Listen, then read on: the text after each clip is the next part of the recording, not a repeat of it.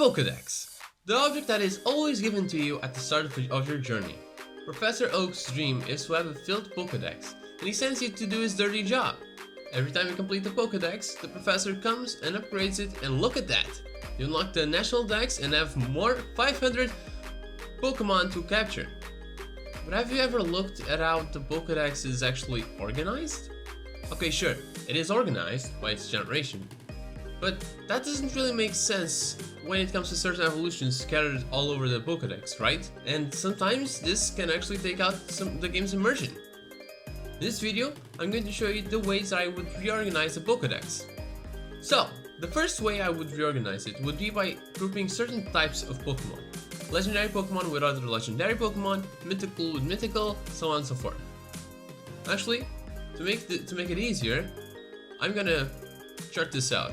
Next, I would organize every Pokemon by their habitats and their evolutions. And since the first choice you ever take in the games is to choose your starter, I think it should begin with every starter on the top of the Pokédex. So, Bulbasaur family tree, then Charmander, Squirtle, Chikorita, Cyndaquil, Totodile, so on and so forth. After all the starters are set up, we should put Eevee in all of its evolutions afterwards, and we should also add Pikachu and its evolution tree. Pichu, Pikachu, and Raichu, and alone Raichu obviously. After that, I think we should add all the baby Pokemon by its typing. So, Igglybuff, Epini, Munchlax, Azurill, Cleffa, Togepi, Mantike, Tyrogue, Riolu, Pidgeot, Magby, Elekid, Wynaut, Chingling, Mime Jr., Smoochum, and Bonsly. Now, after that, it comes a real fun stuff. Firstly, I think we should go for the Pokemon that you find the most in the grassy areas, so grasslands. This includes like Pokemon like PJ, Spearow, Ekans, Ponyta, Sentreat, and Hoothoot, Mareep, Hoppip, Sunkern, Zigzagoon, Poochyena, and Taillow, Swablu, Zangoose, and Seviper, Starly and Bidoof, Veneering, Patrat, Lillipup, Borderline, and Pidove, Bunnelby, Flashling, Flabebe, Piggyback, and Yunkus, Oricorio, Cutiefly, and Comfey. After that, I think we should add the Pokemon that live in the forest.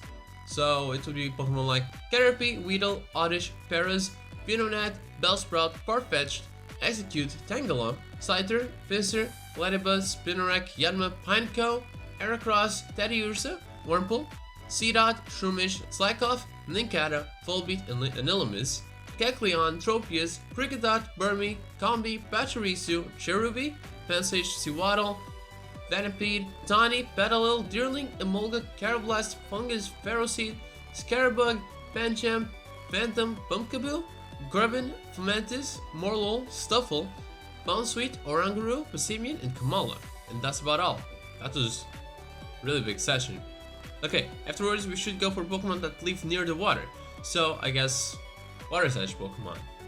So Pokemon like Psyduck, Poliwag, Slowpoke, Krabby, Goldeen, Magikarp, Wooper, Lotad, Surskit, Barboach, Corphish, Phoebus, Weasel, Shallow, Spamport, Timple, Basculin, Ducklet, Shelmet, Stunfisk, Binacle, Gumi, Crabrawler, Wishiwashi, Dupider, Wimpod, Sandygast, and Pyukumuku. Of course, since these are water's edge Pokemon, their habitat kind of varies since some of them are on the beach, lakes, and even swamps. Pokemon that their main habitat is the sea, so you have Pokemon like Tentacool, Seal, Shelder, Horsea, Staryu, Lapras, Jincho, Quillfish, Corsola, Remoraid, Wingull, Carvanha, Wilmer, Spheal, Clamperl, Relicanth, Lovedisc, Finneon, Frillish, Alomomola, Dynamo, Inkay, Skrelp, Clauncher, Mareanie, Bruxish, and Delmice. Now that we're done with water Pokemon, we're moving on to mountainous regions. This would include Pokemon like Mankey, Machop, Rhyhorn, Gligar, Shuckle, Larvitar, Whismur, Makuhita, Mawile, Medicham, Numble, Torkoal, Spoink, Lunatone, Solrock, Bagon, Beldum, Bronzor, Snover, Gibble, Drillbur, Sock, Tro, Dweeble, Axew, Cubchoo, Mienfoo, Druddigon, Gullet, Dino, Litleo, Skiddo, Owlucha, Noibat, Rockruff, Tornado, Drampa, and Jangmo-Ho. And much like the water's edge Pokemon, some of these Pokemon would live in either mountains that reside on the desert, or mountains that reside on the middle of the forest, or even mountains that reside in the middle of a snowstorm. Next, let's move on to the inside of the mountain, the cave habitat. Here, there should be Pokemon like Diglett, Zubat, Geodude, Onix, Unknown, Dunsparce, Delibird, Sneasel, Slugma, Swinub, Nosepass, Aron, Snorunt, Roggenrola, Swoobat, Vanillite, Cryogonal, Garbink, and Bergmite. Moving on to Pokemon that could live in rough terrains or arid regions, we got Sandshrew, Nidoran, both male and female, Doduo, Cubone, Kangaskhan, Taurus, Natu, Girafarig, Skarmory, Houndour, Phanpy, Miltank, Spinda, Trapinch, Cacnea, Baltoy, Hippopotas, Scroopy, Crobat, Cardivine, Sandile, Darumaka, Maractus, Sigilyph, Algium, Boneyard, Buffaland, Rufflet, Vullaby, Eatmore, Durant, Larvesta, Elyoptile, Onedge, Mudbray, Salandit, and Minior. We still have a few more Pokemon to go, but for now let's group up all legendary Pokemon, mythical, Ultra Beasts, and fossil Pokemon together. Okay, finally, let's categorize all the Pokemon that live in the city. So this includes Pokemon that live in sewers, people's houses, buildings, stuff like that. Okay, so we begin with Rattata, Vulpix, Meowth, Growlithe, Abra, Magnemite, Grimer, Ghastly, Drowsy, Voltorb, Lickitung, Coughing, Ditto, Porygon, Apom, Murkrow, Mischievous, Snubbull, Smeargle, Ralts, Skitty, Sableye, Electric, Bluzzle, Minun, Gulpin, Castform, Shuppet, Duskull, Shinx, Drifloon, Glameow, Stunky, Shadowt. It's almost like I'm making a freaking song. Spiritomb, Pansear, Munna, Blissel, Audino, Timber, Scraggy, Yamask, Drubbish, Zorua, Mincino, Gothita, Solosis, Joltik, Clink, Litwick, Furfrou, Esport, Fritzy, Swirlix, Dedenne, Klefki, Typenol, Togedemaru, and Mimikyu. Alright, we've cleaned up all the slots from the original Pokédex. So, we started the Pokédex out to look a little more arranged. What else could we add? Oh, I know. We should add all the features from the older Dexes, or most of them. In the main interface, it should be the most updated box sprite of each Pokemon, in the order that we arranged. Next up, we should add a regional Dex tab. If you were to hit that tab, you could select the region you wish, and only Pokemon or full evolution trees of Pokemon would appear. Let's leave the main screen for now and move on to when you select a Pokemon. Like normal, the Pokemon screen should show you the model or sprite of the Pokemon along with its Dex entry, typing, height, weight, and footprint. There could also be a lower tab that you could click on and that would show you some other tabs. On these, there should be an area tab showing you a place you can capture in the region first, then it could show you where you could catch it in the other regions. Next up, a sort of time zone, or rather at what time you can find the Pokemon in routes.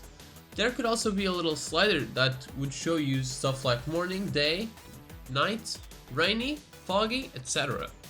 Next should be a section that would incorporate the cries of the Pokemon and the motion of the Pokemon itself, mostly when it comes to 3D models. Okay, we're almost done. Next up, there should be a forms tab where gender differences would reside and Pokemon with different forms like Shaymin or Meloetta. Well, now we're done with Pokemon entries, we're only missing a search option.